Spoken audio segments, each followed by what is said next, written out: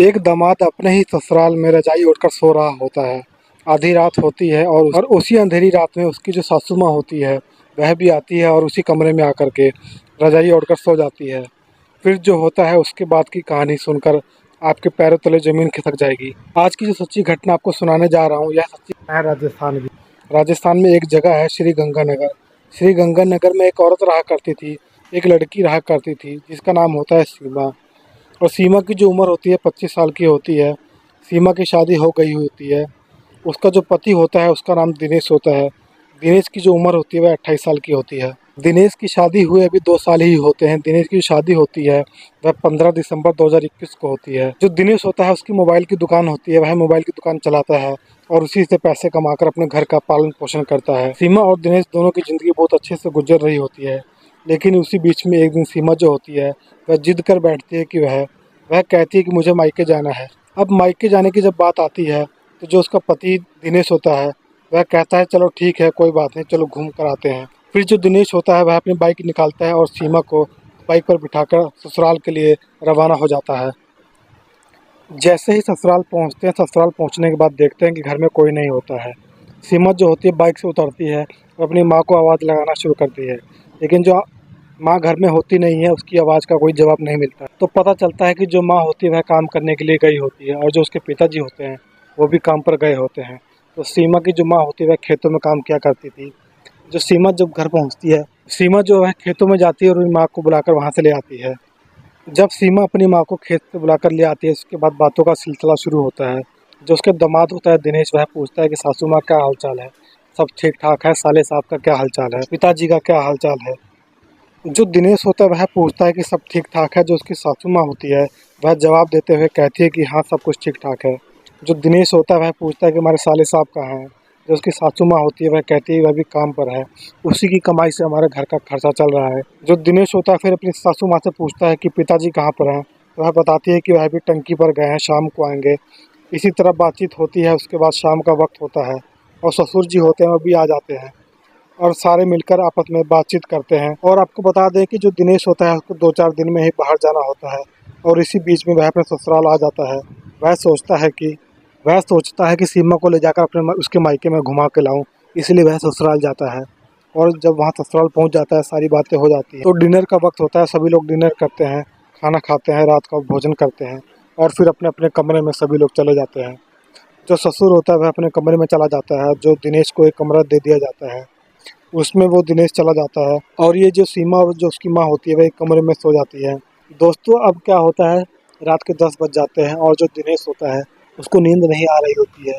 वह सीमा के नंबर पर फ़ोन करता है और उससे कहता है कि तुम मुझे बाहर आकर मिलो। जब दिनेश सीमा को बुलाता है तो सीमा उसको मना करती है और कहती है कि यहाँ पर ये सब अच्छा नहीं है। जो दिनेश होता है वह बोलता है कि मुझे 2 दिन के बाद बाहर जाना है, आ जाओ तो अच्छा होगा, हम वो कुछ मुलाकात करेंगे, कुछ बातचीत करेंगे। वह कहता है कि उसके बाद तुम चली जाना। जो सीमा होती है वह अपनी माँ की तरफ देखती है और उसकी जो माँ होती है वो सो जाती है। जब सीमा देखती है कि उसकी माँ सो चुकी है तो वह चुपचाप उस कमरे से दबे पाँव बाहर निकलती है और निकलने के बाद सीधा वह दिनेश के कमरे में पहुंच जाती है। दबे पाँव जाकर जब गेट खोलती है, जैसे ही एंट्री करती है, जैसे ही दरवाज़ा खुलता है, जो उसकी माँ होती है, जो दिनेश की सासू माँ होती है, वह जाग जाती है और यह सब चीज़ें जो हो रही होती हैं वह देख रही होती है। बाद में वह जो सासू माँ होती है वह सोचने लगती है कि मेरी बेटी इतनी रात को कहाँ जा रही है। अब जो सासू माँ होती है वह उसको फॉलो करती है, उसका पीछा करती है।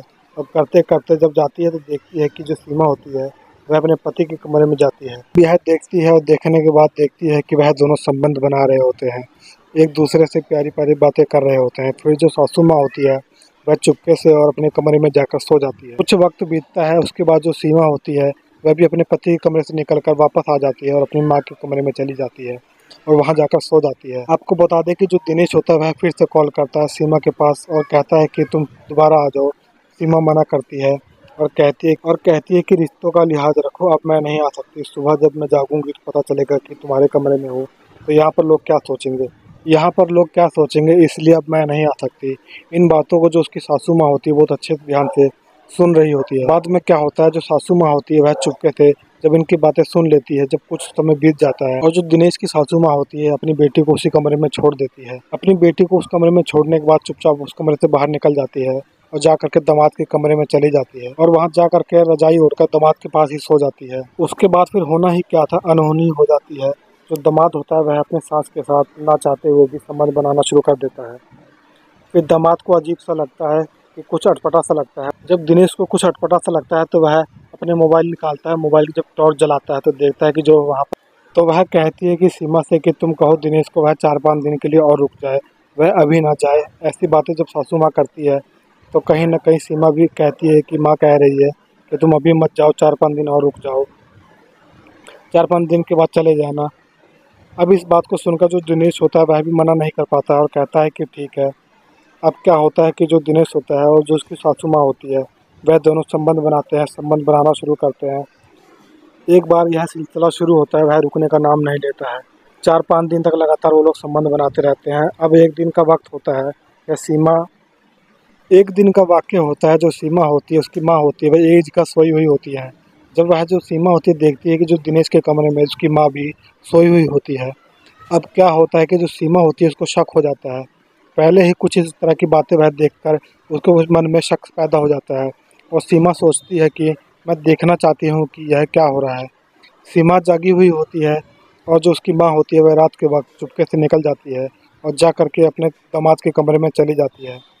दिनेश के कमरे में जैसे ही जाती है जो सीमा होती है वह भी उसके पीछे पीछे चली जाती है और देखती है कि जो उसकी माँ होती है वह दिनेश के कमरे में एंट्री कर जाती है। जो सीमा होती है कमरे के पास पहुँचती है, जब सीमा कमरे के पास पहुँचती है तो देखती है कि दोनों संबंध बना रहे होते हैं और अंदर से आवाज़ें आ रही होती हैं। यह सब देखने के बाद जो सीमा होती है गुस्से में हो जाती है और गुस्से में ही दरवाजे को पीटना शुरू कर देती है।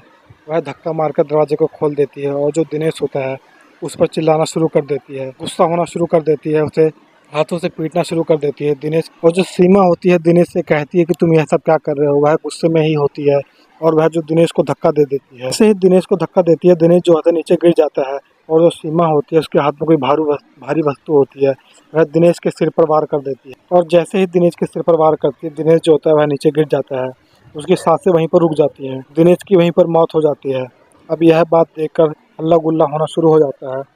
जो उसकी सासू माँ होती है वह चिल्लाना शुरू कर देती है, इधर सीमा भी चिल्ला रही होती है। बाद में जो ससुर होता है वह भी जग जाते हैं और वह भी आते हैं।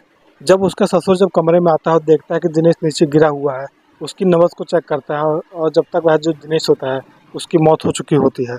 अब सुबह हो जाती है। सुबह हो जाने के बाद सभी लोग गांव परेशान हो जाते हैं, गांव के लोग भी परेशान हो जाते हैं और सोचने लगते हैं कि अब क्या होगा है। वो ना चाहते हुए भी जो ससुर होता है वह पुलिस वालों को फ़ोन कर देता है, पुलिस वालों को बुला लेता है। पुलिस जैसे ही आती है, पुलिस आने के बाद पूछताछ करना शुरू करती है और आखिरकार कैसे इसकी मृत्यु हो गई है। और जो दिनेश की पत्नी सीमा होती है वह पुलिस वालों को पूरी घटना बताती है और कहती है कि रिश्तों की मर्यादाओं को तोड़ते हुए यह जो मेरा पति था इसने मेरी माँ के साथ गलत काम कर रहा था। इसकी वजह से मैंने गुस्से में आकर मैंने इसे मारने की कोशिश की। मुझे नहीं पता था कि इसकी मौत हो जाएगी। सीमा के बयान के आधार पर पुलिस वाले जो होते हैं सीमा को गिरफ्तार कर लेते हैं और सीमा को गिरफ्तार करने के बाद जेल भेज दिया जाता है और जो दिनेश की जो बॉडी होती है उसको अपने कब्जे में लेकर पोस्टमार्टम के लिए भेज दिया जाता है। तो दोस्तों यह कहानी से कुछ ना कुछ आपको मैसेज जरूर मिला होगा। इस कहानी से यह मैसेज मिलता है कि आप एक हद में रहो, लिमिट में रहो, क्योंकि आप सबके साथ संबंध नहीं बना सकते। तो समाज की मर्यादाएं हैं, जो रिश्तों की मर्यादाएं हैं, लिमिट में रहो क्योंकि आप सबके साथ संबंध नहीं बना सकते। जो समाज की मर्यादाएं हैं, जो रिश्तों की मर्यादाएं हैं, उनको समझो, उनकी अहमियत। आप किसी के साथ संबंध बनाना शुरू कर दो या बिल्कुल गलत बात है। हम दोस्तों यह रही कहानी आप लोगों के सामने। यह कहानी आप लोगों को कैसी लगी? अगर ज़रा सी भी अच्छी लगी है तो वीडियो को लाइक कर दीजिए, चैनल को सब्सक्राइब कर लीजिए ताकि मेरा हौसला बढ़ता रहे। मिलते हैं अगली वीडियो में, तब तक के लिए जय हिंद।